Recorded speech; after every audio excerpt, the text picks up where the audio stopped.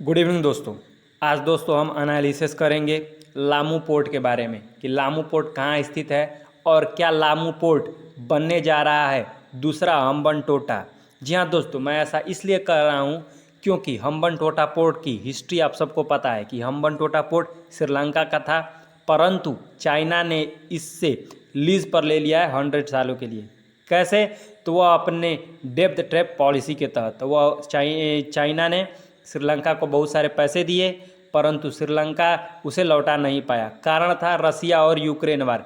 देखिए, श्रीलंका की अधिकांश इकोनॉमी टूरिस्टों पर निर्भर करती है, परंतु रसिया यूक्रेन वार के कारण जो यूक्रेन और रसिया के नागरिक यहाँ पर घूमने आया करते थे वो नहीं आए, जिसके कारण यहाँ पे इकोनॉमिक क्राइसिस हुई। इकोनॉमिक क्राइसिस के कारण यहाँ पे सत्ता भी परिवर्तन हुआ। उसी प्रकार लामू पोर्ट पर जो होता है वह चाइना अपना कब्जा चाहता है। चाइना ने लामू पोर्ट जो कि केन्या में स्थित है, केन्या को बहुत सारे पैसे दिए हैं। किसने? चाइना ने। और लामू पोर्ट पर अपने इंफ्रास्ट्रक्चर बना रहा है, ये आपको ध्यान देना है। कारण यह है कि चाइना ऐसा इसलिए कर रहा है कि वह इंडियन ओशियन में अपनी ताकत को बढ़ाना चाहता है, जैसी कि उसकी शक्ति साउथ चाइना सी में है। साउथ चाइना सी में दोस्तों अधिकांश ट्रेड को कंट्रोल कौन करता है? 90% ट्रेड को कंट्रोल कौन करता है? आपको याद रखना है कि यह चाइना करता है।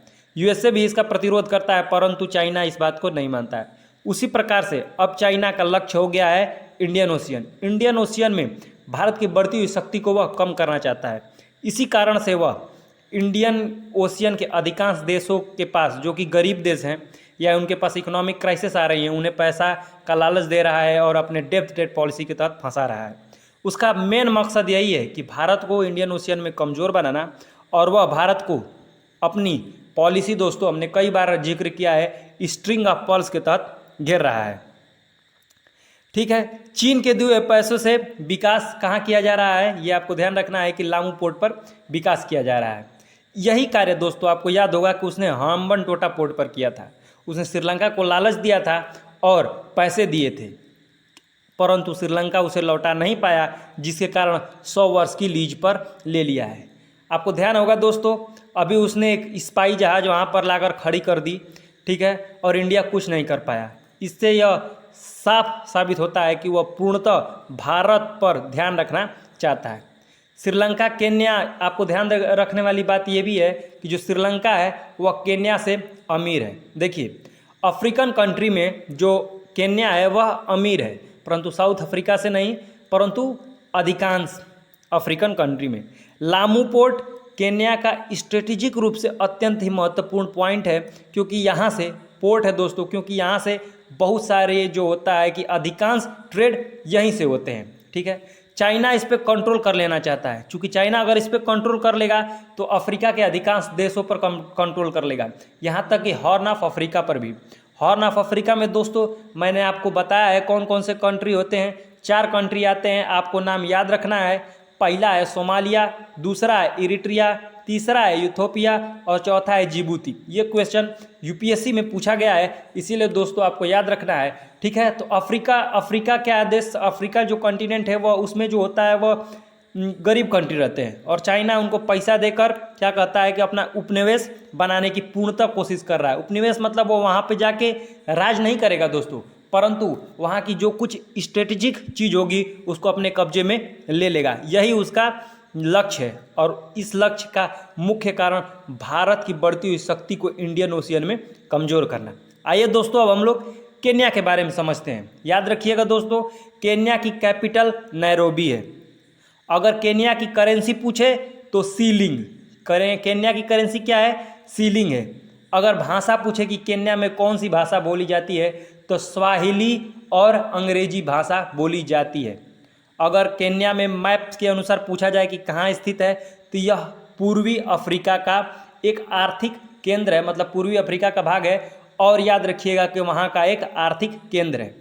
अगर दोस्तों केन्या पूछे कि अपने बॉर्डर किन देशों के साथ शेयर करता है, तो नॉर्थ में यूथोपिया से, नॉर्थ ईस्ट में सोमालिया से, साउथ में तंजानिया से, वेस्ट में युगांडा और विक्टोरिया से इसकी सीमा लगती है। साउथ सूडान से भी यह दोस्तों अपनी सीमा साझा करता है। कौन? केन्या। ये आपको याद रखना है कि केन्या किस कंट्री से कहाँ बॉर्डर शेयर करता है।